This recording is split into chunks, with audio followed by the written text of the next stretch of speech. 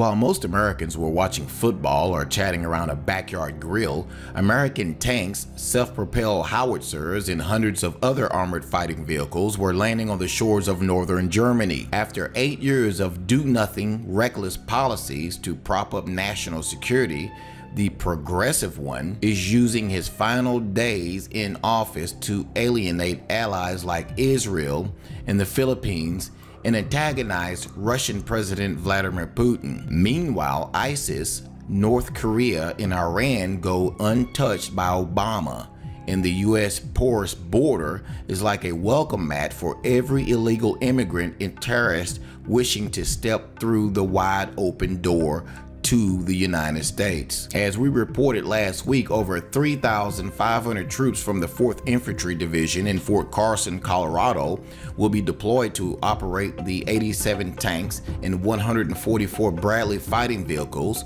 Joining the Armored Division will be a combat aviation battalion from Fort Drum, New York, and Fort Bliss, Texas, with 84 attack helicopters and an additional 2,200 soldiers for a total of 5,700 troops, all to be aligned in the countries along the Russian border. Like a weak, scrawny kid poking the biggest, strongest bully to a playground fight, Obama continues to antagonize Putin with sanctions over the alleged Russian hacking and has threatened military attack against the superpower. Putin, however, doesn't seem to be taking the bait, preferring to wait for the Trump administration to go fishing. Putin has constantly outsmarted weak and pathetic Obama diplomatically and militarily for years now. However, Putin, far more superior strategically than Obama, understands in 2 weeks he will not be facing a government leader who is weak and a panderer. President-elect Trump has been very clear with his Reagan-style message of peace through strength and will make the U.S. the strongest military might in the world. Both Trump and Putin know the real threats in the world: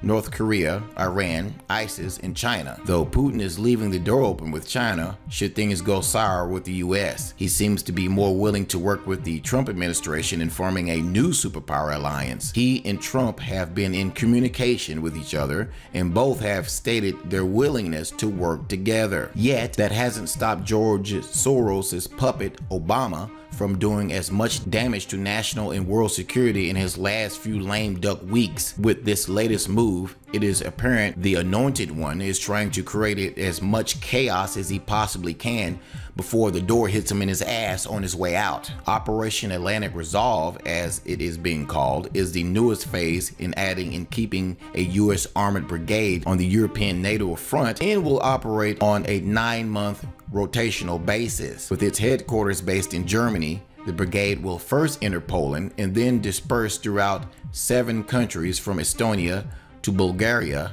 a military front much closer to the Kremlin in Moscow than was set up during the Cold War with the former USSR. What do you think? Will President Trump tone down some of the US rhetoric, or will he continue to send troops into Europe to antagonize Vladimir Putin? Leave your comments below this video. Thanks for watching.